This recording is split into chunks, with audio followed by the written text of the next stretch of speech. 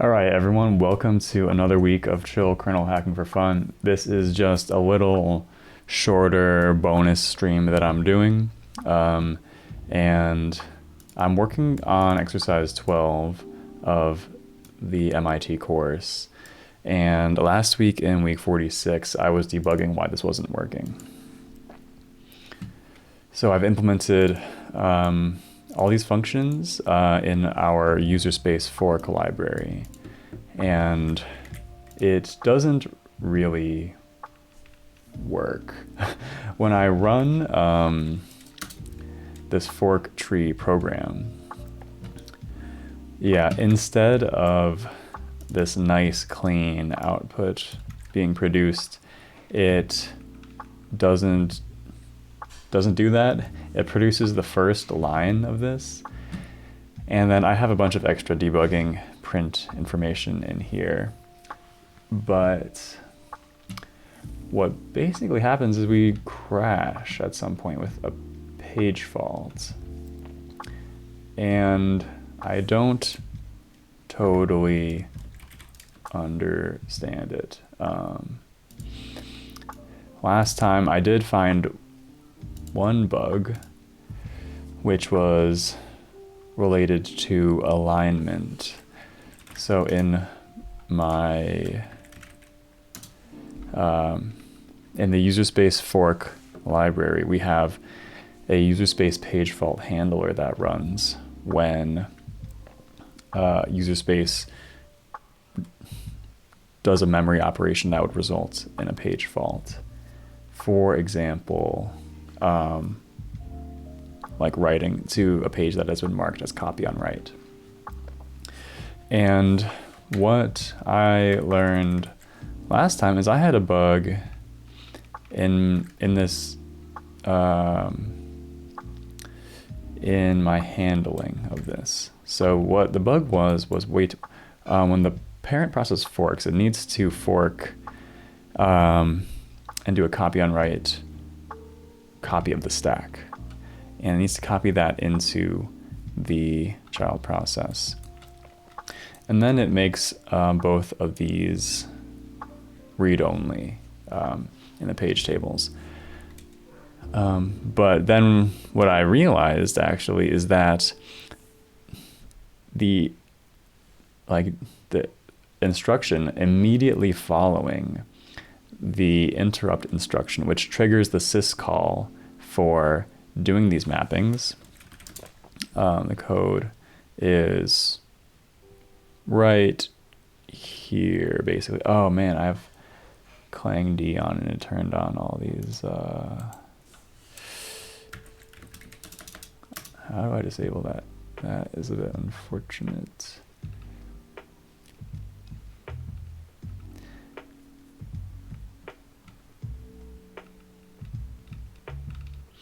Okay, I'll just search for that quickly. Clang D, VS Code, disable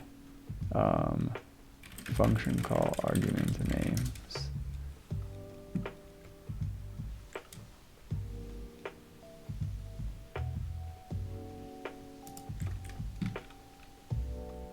Toggle inlay hints.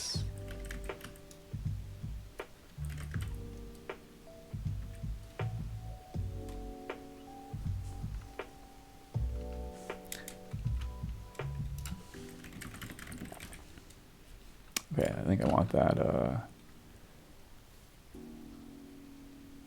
off. What about now? Okay, that's a bit better.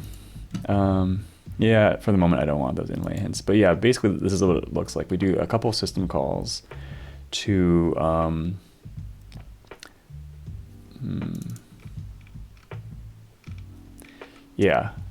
copy a page to the child.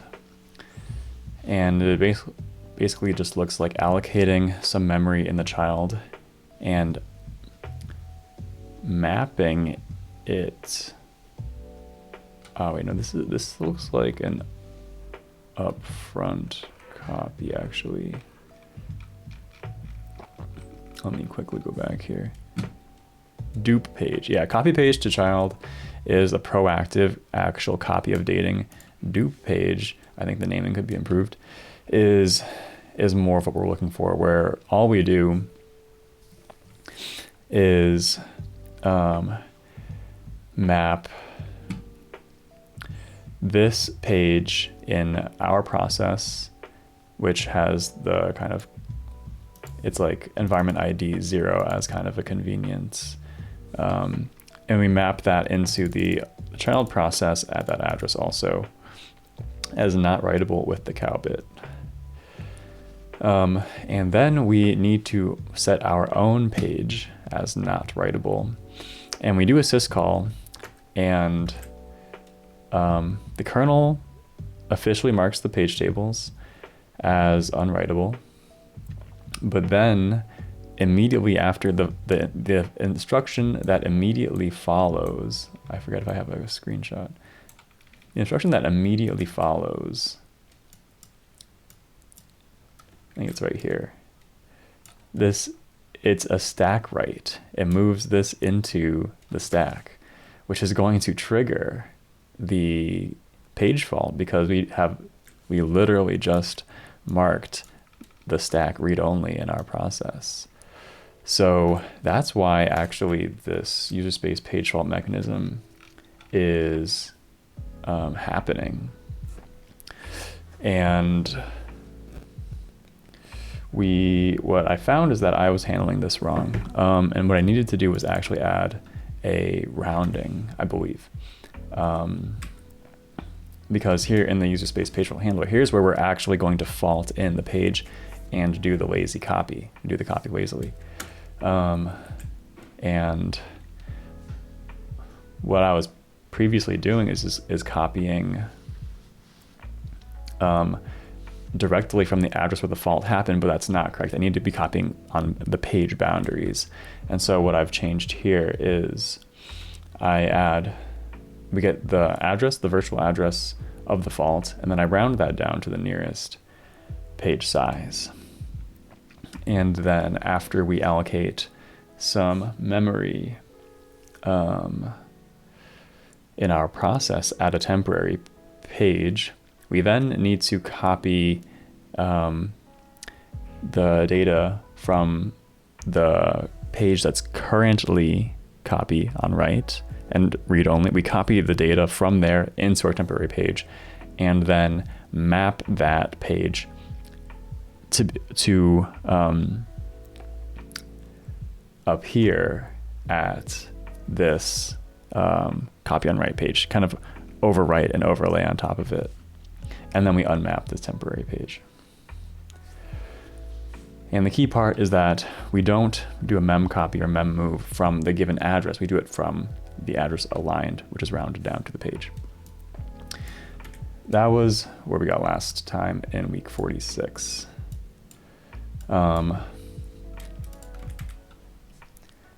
And now with a little bit of, I'm just going to spend a little bit of time right now trying to push this a bit further and continue debugging. So what I can see from the logging that I've added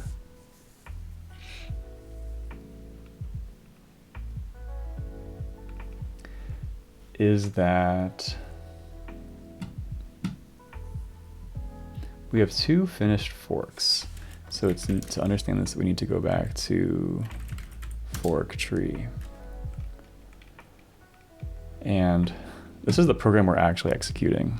And we're watching it try to execute the first fork and then the second fork. Each of these functions basically just triggers a fork. And then in the child, it kind of recursively calls fork tree again. But with the current scheduling, the children don't run until the parent says so. Because the parent has a bunch of stuff I should clear out.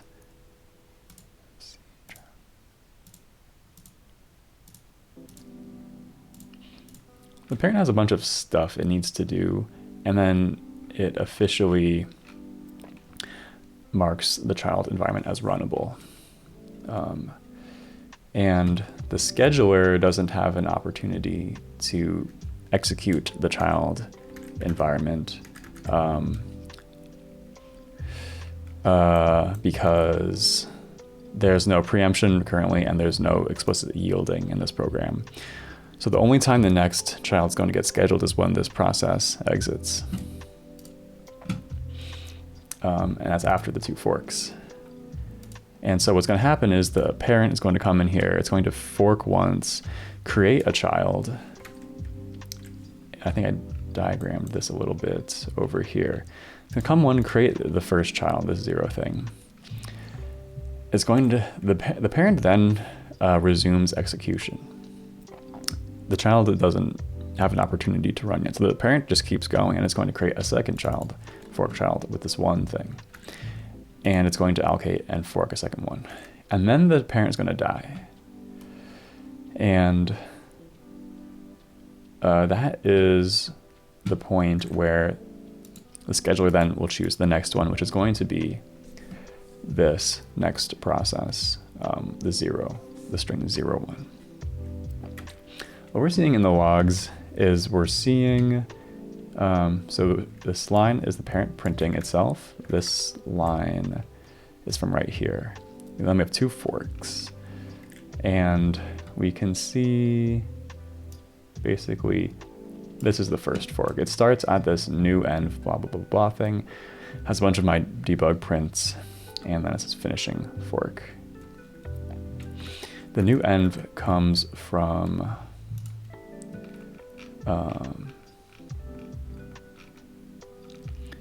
here, exofork, I believe.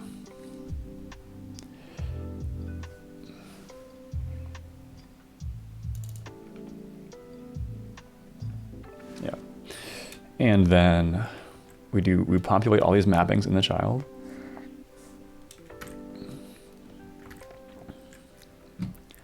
Populate all these mappings. That's where all these things come from. Then it says, yes. Handling UX stack. And so that's so we handle the, handle UX stack is a special case in the populate mappings in child. Then after that point, I think, yeah, the code doesn't do too much. It just says, okay, we have completely prepared the child for running, and we can now mark it as runnable. So, yeah. What we can see here is that we have these 2 forks that finish, and then the parent exits gracefully and freeze. And then from the first child, we get a user fault, which kills it. It says free env. The same thing happens to the second child, kills it. They both fault on the exact same address, which is very interesting. I believe this is a stack address, EEBFD.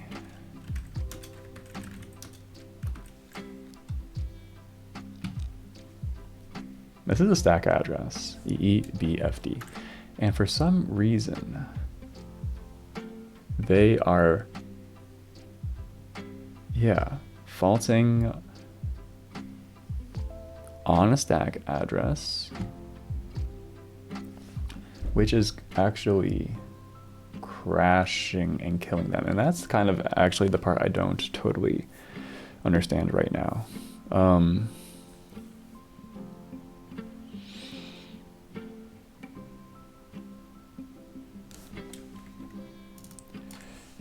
I want to see where this user fault print comes from.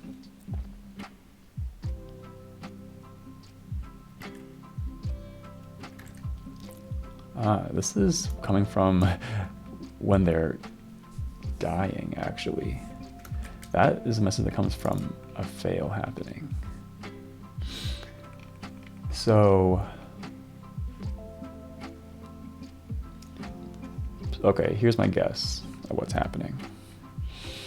The child gets execution again, and it starts running some code, maybe.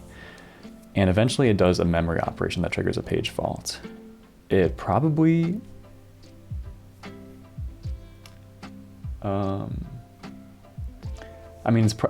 it's faulting in its own stack. It's writing to the stack, I believe. Let's just quickly check these. Okay, I'm going to copy. This one thing is very useful to have around here. So we have 3 bits that the fault handler gives us. And we can see that it's a 7, meaning all of these are active. So it's a protection violation, which makes sense because we're writing to a read-only page. It's not because the page isn't there. It's because the page is there, but it doesn't have the appropriate permissions, which is good. It's a write, and it's coming from user space. So that all checks out. And what? The children are faulting in their stack, and there's something going wrong with the page fault handler function, which is leading to one of these fails. And as a starting point, we could try to see which of these it is. We could try to debug, or we could just add some prints.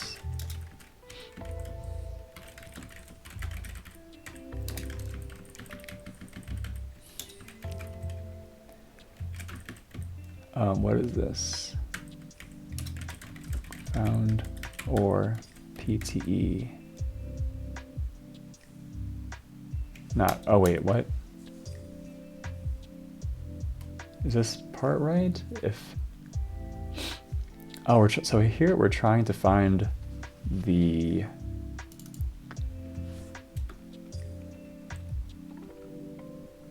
users, the exception stack. User space exception stack, because we're going to write a bunch of page fault context into the stack, and so that needs to be writable. And that would be interesting to see. It's possible. Flow exception stack. Okay, so these are the main failure points. Let's run things and see what it says. No func pointer registered. So that's really interesting. And that's actually great to see, because that's very easy to fix, I think. Yeah, so parent process dies. The first child process starts running. It triggers a user space page fault, but there was no function pointer registered. And the way that whole thing works is, and I thought I already did it, but it is this set page fault handler thing. So the way this whole thing works is user space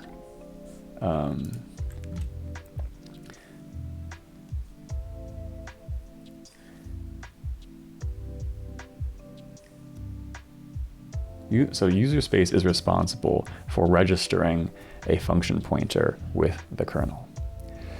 And it's basically registering a page fault handler function that the kernel is going to divert execution to when there is a page fault to handle.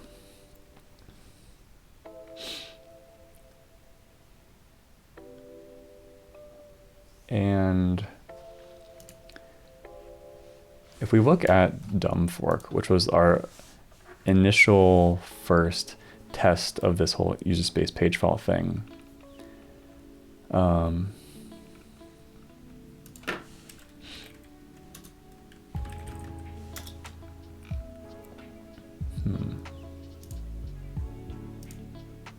is a set page fault handler function, which is called, that's in the code I'm actually writing.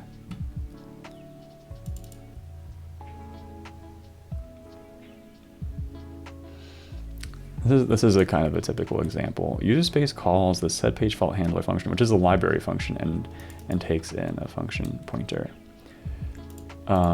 Which this thing uses this system call to actually register the fault handler.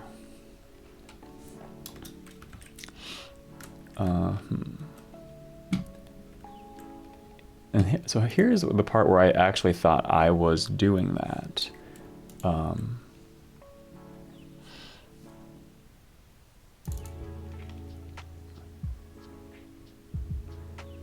If there isn't one, the first time we register a handler, we need to allocate an exception stack. Interesting. So here's, I think I understand the bug. So what we need to do is we have created a blank new child, and we need to set this function pointer in the kernel for this child process structure. And the way we do this is with the system call. We pass in a function pointer to the system call. And there's this library function which kind of helps with this. It apparently checks if this current global variable was assigned to, and then if not, it does a bunch of, wait, wow, this is interesting.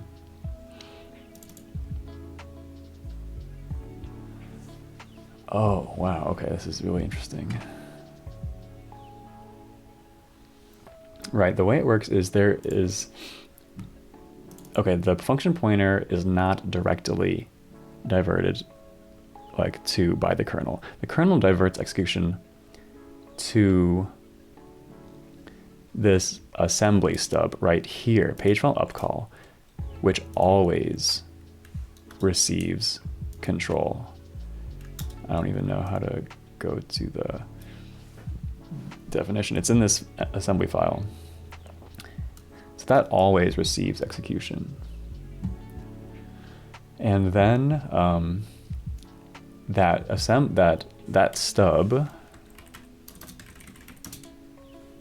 this stub is responsible for, then it uses that global variable in user space and calls into that.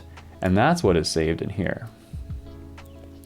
So the problem is actually that when the child is created, I call this function, which doesn't do what I want it to do. It actually, I think, is just going to see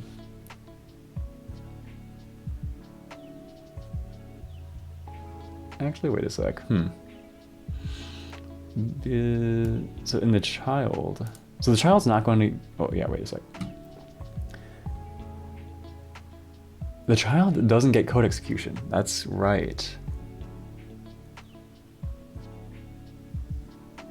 We fork basically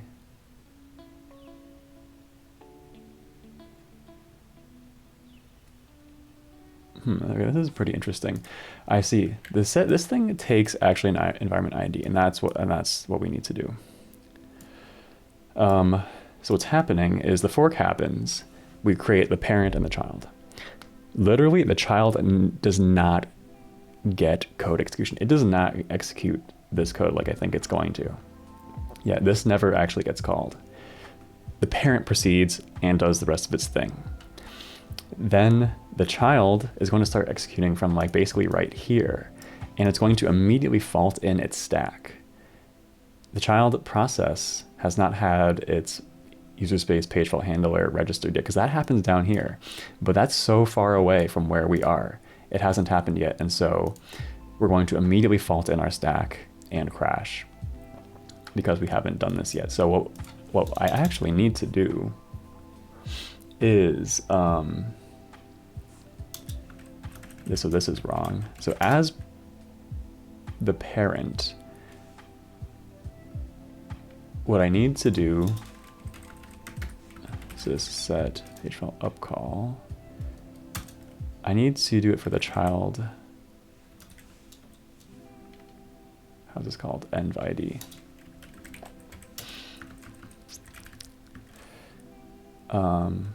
And I need to set this to page fault up call.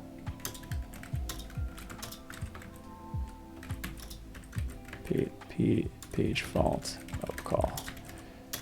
And I might need, wow, I might need to declare a header. But what,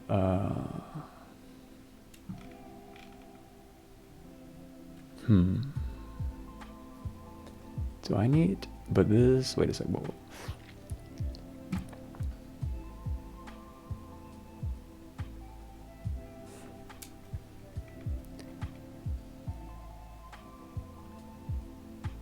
I need to do this from the parent.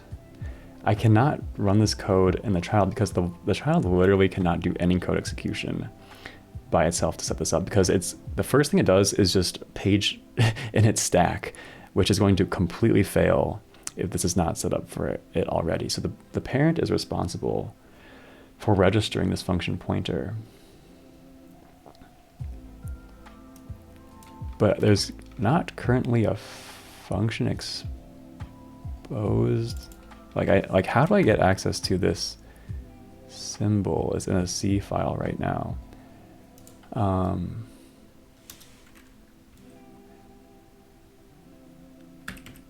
don't love doing this, but just for kind of a hack, I'm just going to declare it here. And then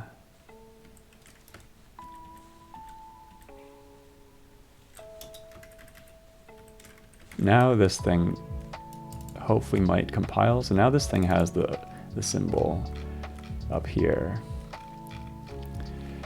And hopefully that might link. So now, but now here in the parent, we are preparing the child with its function pointer. Yeah. Quick note, so I didn't design this operating system, I'm just implementing it. And this kind of all feels like kind of a weird design to me. I don't really know, but it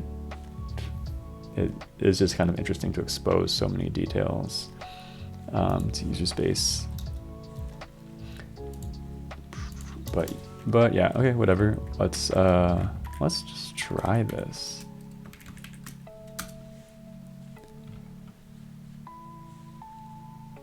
Ooh, wow, okay. A bunch of stuff actually happened. I have a good feeling about that, actually. Wow. So now I need to just get rid of all my C prints.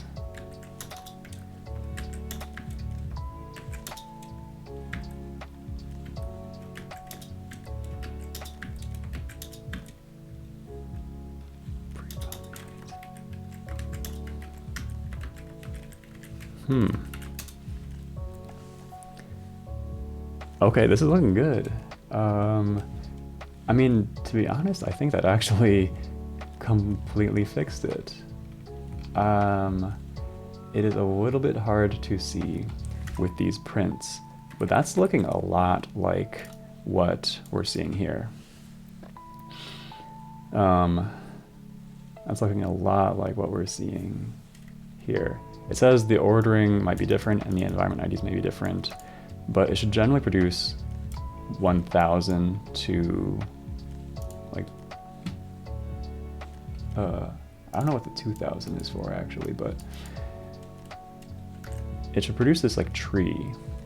0, 0, 0, 0, 0, 0, 1, 1, 1, 1, 0, 100, and here's where I guess we start to differ. 100, 110, 01, 011, 010, 101. It basically generates the numbers in binary. It counts up to 7 in binary, I guess. So That's cool. Nice. That was not that bad. I was really kind of worried about all of this being extremely hard to debug. And in truth, it was like a little bit difficult to debug that alignment page fault thing in week 46. Debugging this was kind of tricky and low level, but I am thrilled that this second part was not so hard and just requires a bit of slightly changing the way we register the function pointer. So I'm going to do this. This is fine. So I'm just going to commit this.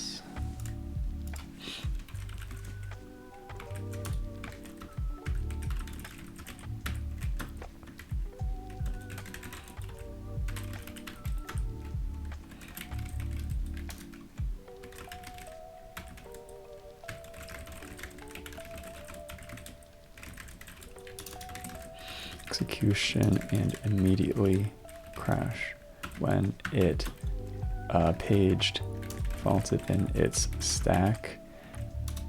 By that point, it didn't have time to reach the code. It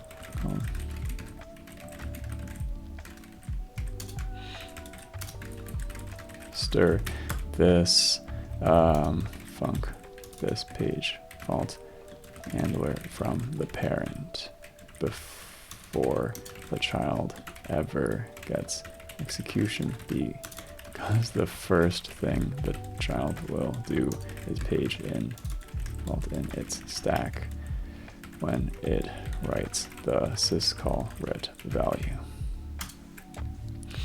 Cool. So we have these. I don't need these things anymore. And here's me commenting out all my print statements. And technically, yeah, I need a better way to handle this thing.